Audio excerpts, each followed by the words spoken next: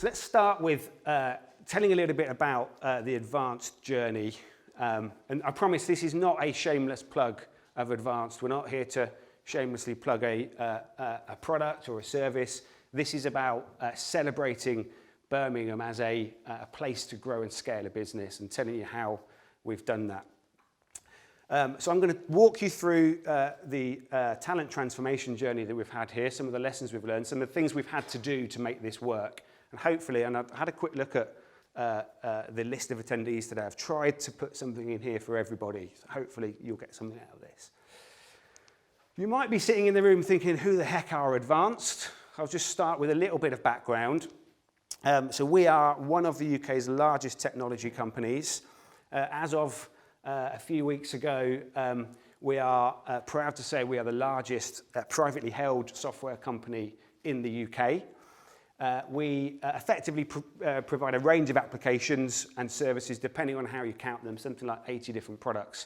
I've got some product marketers in the background who are probably going to throw something at me in a minute, to a variety of customers across the UK. Okay?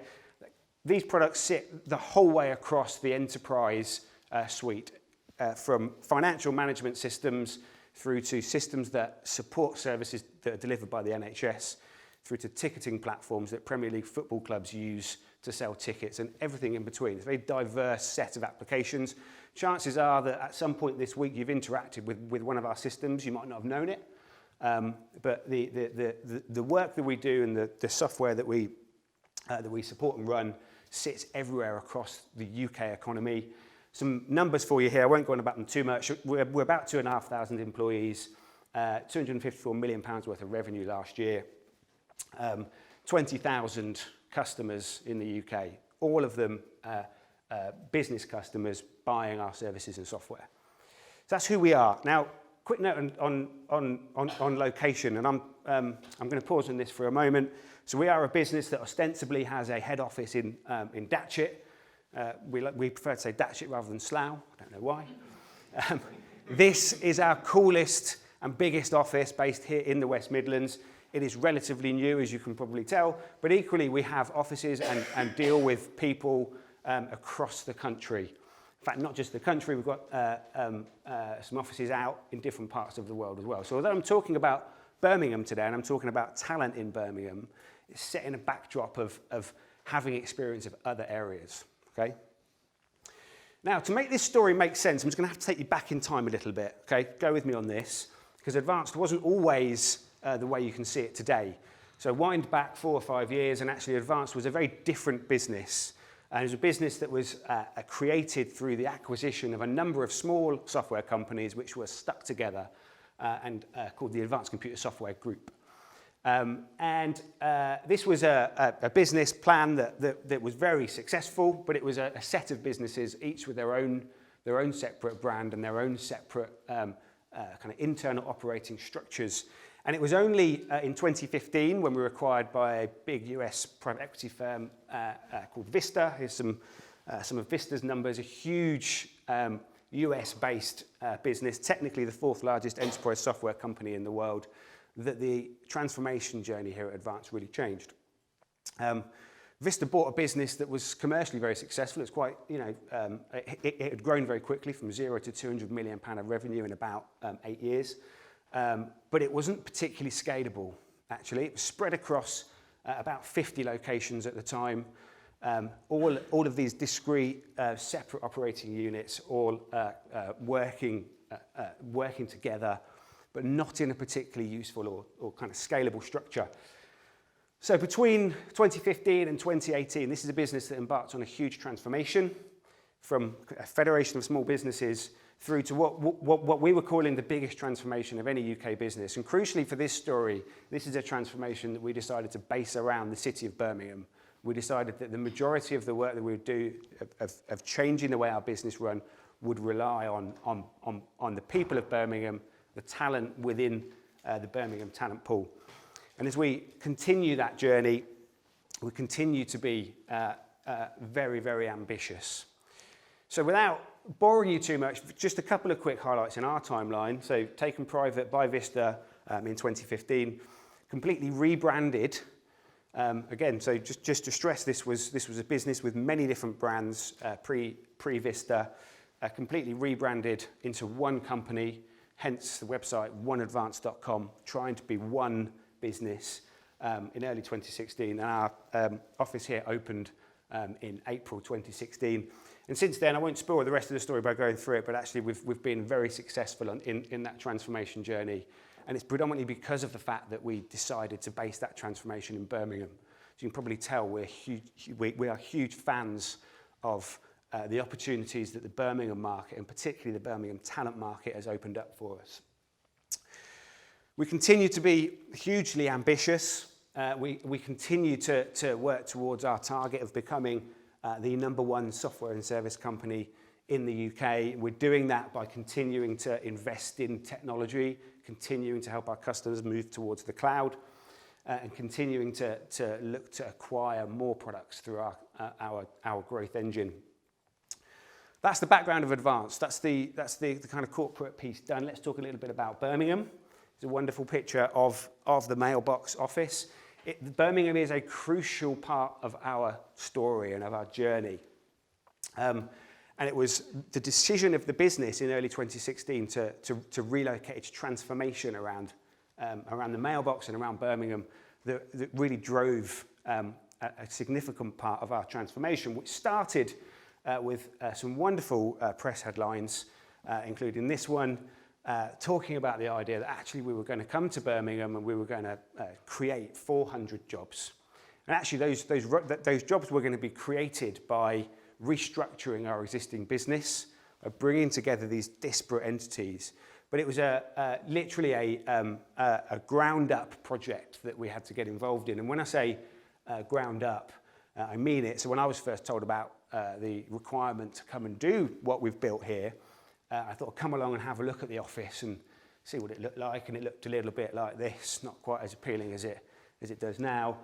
This is a picture that Ken Rose won't thank me for as we were laying the carpet tiles. I can't stress enough that this is a business that's grown in Birmingham from absolutely nothing, literally nothing here before. And actually we had to make this transformation against a very difficult backdrop, which I'll try to explain now. The challenge that we were faced with was kind of fits into 6 categories. Firstly, we were effectively closing 27 offices in 12 months. And actually, the taking the functions that sat in those offices and bringing them all here. Now, that in and of itself was what was driving our need to go and recruit and develop a large number of people. But it's really important that I'll stress, and this was the part of the story that would give the recruiters in the room a nightmare, the lack of infrastructure that we had when we first arrived to try and achieve this, because this was very much a bold business move that was being driven. It was a key part of our strategy, but it was absolutely from zero that we started. So hopefully the story I'm about to tell will help anyone in the room who's thinking about bringing a business to Birmingham, just how possible it is in this market. I'll also stress at the same time that as we were doing this transformation, it wasn't just about location, it was also about organisational design. So we were effectively at the point of beginning the project, a very normal organisation, in that we looked a little bit like an upside-down triangle, which is what most technology businesses look like. I'm talking about in terms of the workforce. So most technology businesses are founded by technical people, and they grow naturally in this way. They're businesses that are built on knowledge. And even now, Advanced is effectively selling knowledge. It takes a great deal of skill and expertise to build the products that we build and to support the products that we support. So we had a business that very much looked like this. It was great for delivering service. It's very difficult to scale, particularly from a talent perspective, because finding experienced, skilled, knowledgeable professionals in any market, whether you're in Birmingham, whether you're in Bangalore, is incredibly difficult, as I'm sure Mark will testify.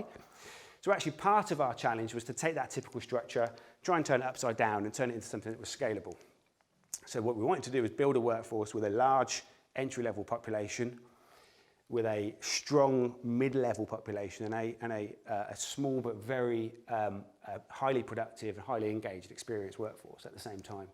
This would enable us really to build something that was scalable. So when we talk about scaling a business in any location, it's important to think about the organisational design.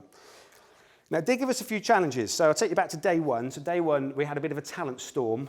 I apologise if the slide's not beautiful. It doesn't look like a storm, but I'll try and make it look like one now.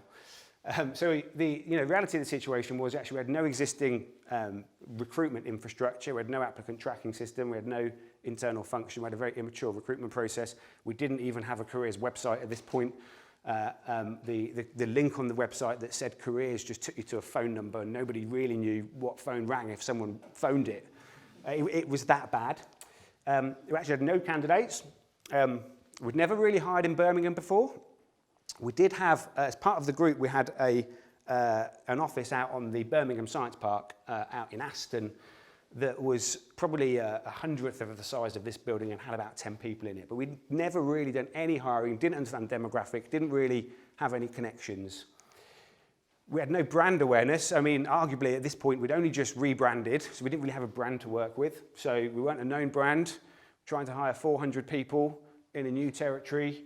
We didn't have any collateral, genuinely from scratch. And of course, classically, we also didn't have any time, because when you're transforming a business that's based on knowledge and skill and scaling that in a different location, you have to try and do it quickly because you don't want to lose the knowledge. So we needed a turnaround, and the first turnaround point was an ask to deliver the first 100 hires in a 12-week time frame from this period of time. And that was the challenge that myself and the recruitment team here were faced with.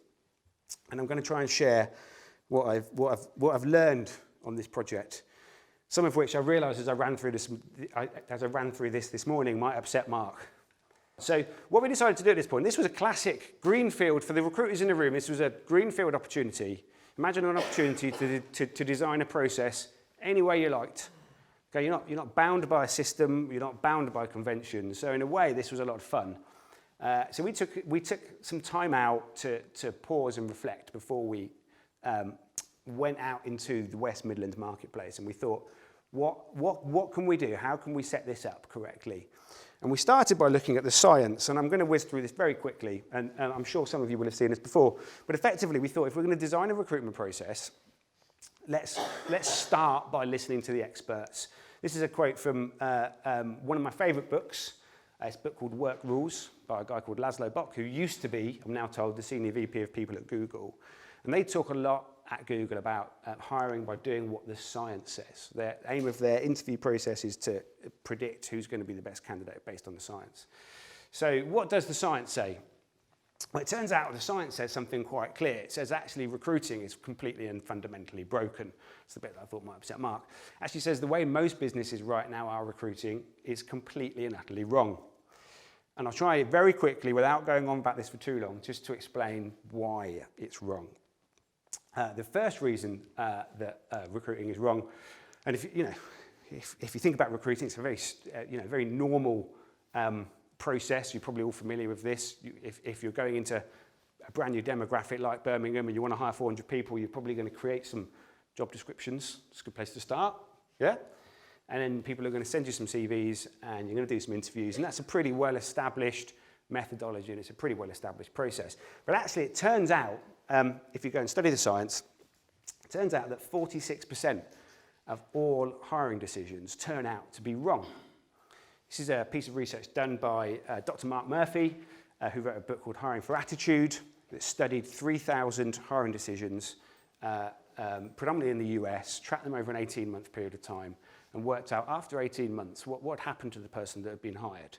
46% of the time they'd failed. And when I say failed, I meant they'd quit, they'd been fired, or they'd had a poor performance review in that period of time.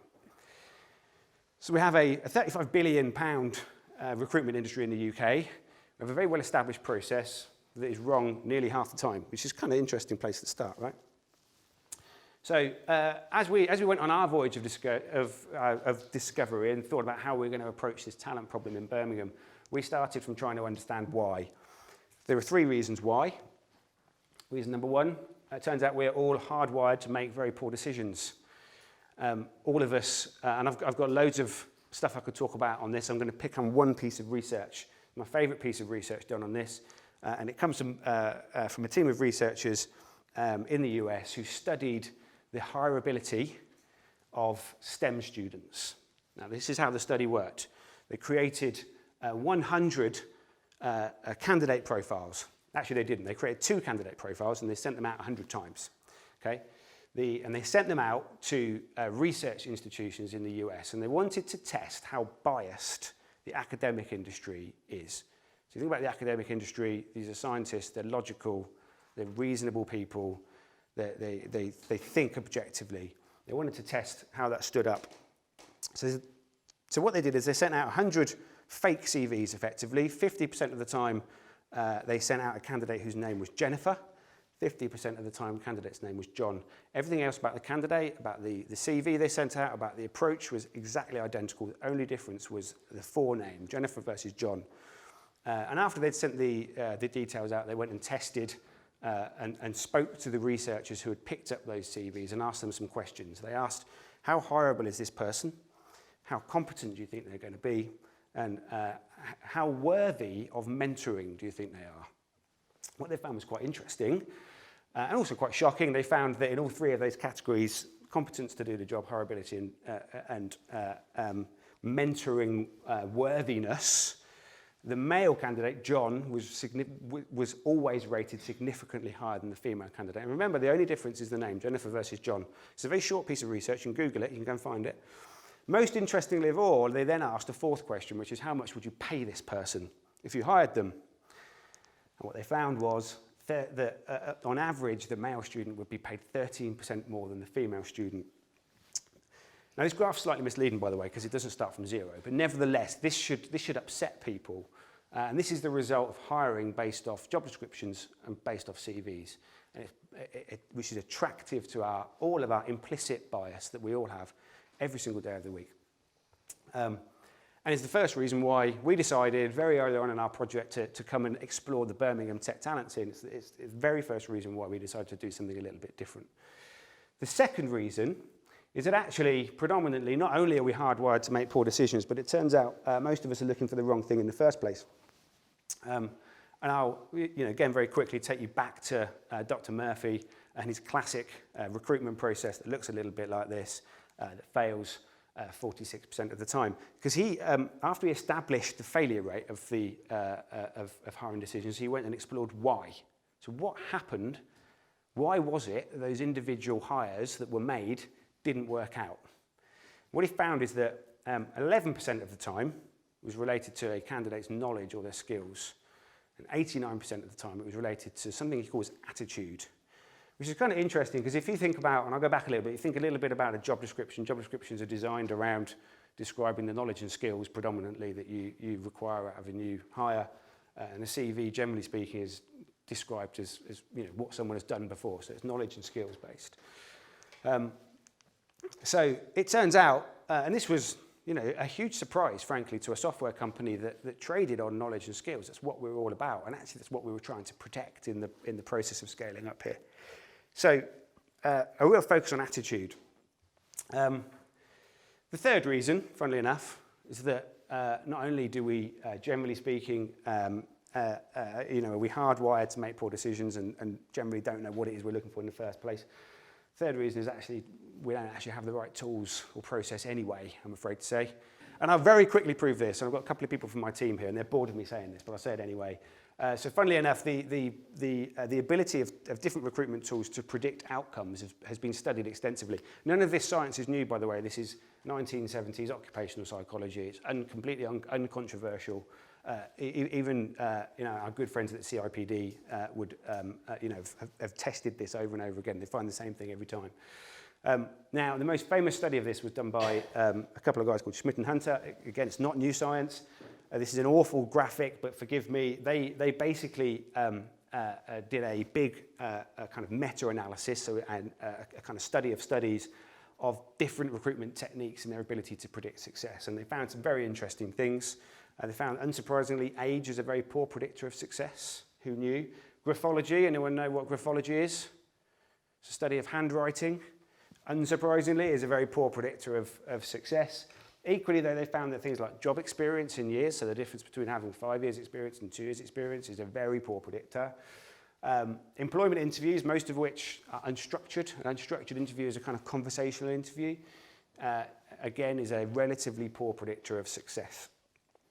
Reference checks, we all love a good reference check, not a particularly good predictor either. And actually what they discovered that it was things like general mental ability tests, that's what GMA stands for, are very good predictors of success, as are very structured employment interviews. So you're doing the same interview every single time against a scoring framework. Were very successful. So as we went through this voyage of discovery, and I wanted to just take you off on a segue into recruitment science, predominantly because it's just something I'm really interested in. We thought about how are we going to scale this business, this tech business, in this brand new location for us. We decided to try and do something slightly different based on the science. So what do we do? How do we do this? 400 hires to make, brand new office, barely finished. In fact, when we first started hiring people, the timescales in the office had slipped a little bit, so they started on their first day and we didn't really have an office for them. So some of them, bless them, actually ended up cabling the office for us. I'm looking at Grace because I can't quite remember the timescales. It might have been done by that point. So we decided to do a few things. Firstly, we decided to take a step back and think about what good looks like. What is it? What's a good hire? What's going to drive success? And effectively, there are 4 things that make up talent, right? We call them aptitude, attitude, skills, and knowledge. And when you think about designing a process, you think in particular about the idea of potential. Really, what we're talking about is aptitude and attitude. But when you talk about things like performance, what we're talking about is attitude, skills, and knowledge. Now, most businesses would, generally speaking, do their hiring over here. So we're hiring for skills and knowledge. Now, bear in mind, this is a challenge to hire 400 people in Birmingham, brand new demographic, no candidates, no infrastructure, half-finished office, no supplier network. This is going to be a challenge, even for our good friends at Hayes. Probably going to find this tough. So we made a decision to hire down here instead. Hire people based on the science and based on the attitude of the people. So we literally started by redefining what good looks like. And it looks a little bit like this. People that we targeted, we wanted to bring into our business, had a high level of intellect, very smart people. Intellect's really important to us.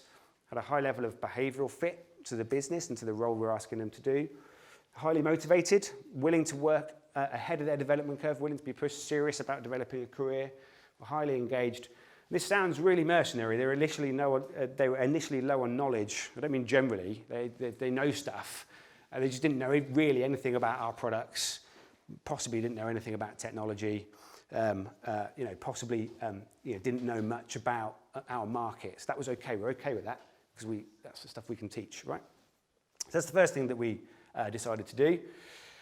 We then decided to go and design the right process and the right proposition. So for us, this was all about proposition. So again, bearing in mind that this is a challenge to go out to a brand new talent demographic without that structure behind us, we wanted to make sure that we had that story. And we came up with the idea based on the process that we developed of developing at pace. Hiring for potential and developing at pace. And we went out into the demographic. We went out and did a whole group of things to try to attract candidates. Again, not really knowing what we would get back from Birmingham. It's not necessarily, and I hope I don't upset anyone in saying this, certainly 3 years ago, it wasn't necessarily known as a tech hub. There are other places that are obvious to go and build a technology company. Birmingham might not be, or might not have been historically top of the list. In case you haven't made it clear already, I'm passionate that we can change that collaboratively. So we went out to the market with this proposition around developing at pace.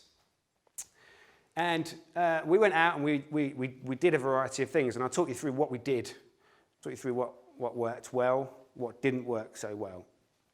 So the first thing we did is we went and invested very heavily in the campus scene. We discovered a few things. So a couple of years ago, We did something like 70 different campus events in the West Midlands. Some of those privately run events at places like the NEC, some of them on the multitude of universities that we've got locally.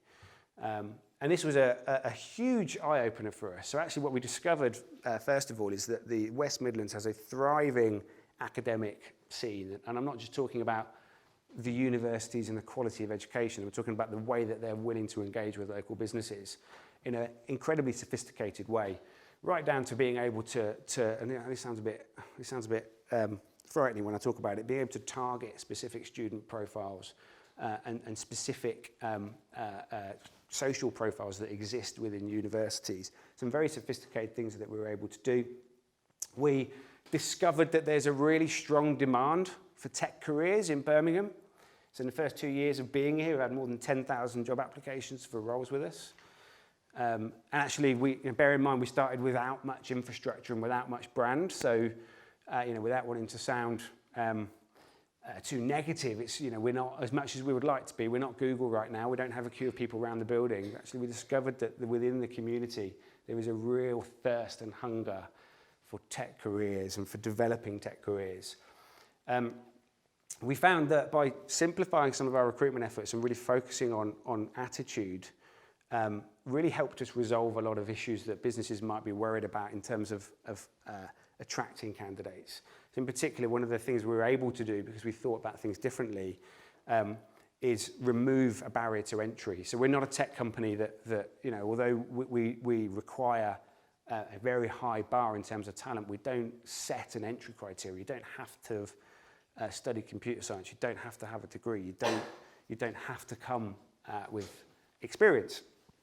The other thing that we found, and we know this because I said earlier on, we've got other locations within the country.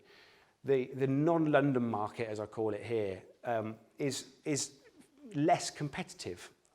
So not only do we get a larger volume of applications for roles here in Birmingham than we do anywhere else in the country, we have a much better success rate in terms of working applicants through the candidate funnel. And I can't stress enough how important that's been. So we do a lot of although we're very focused on the West Midlands, we do a lot of hiring in London.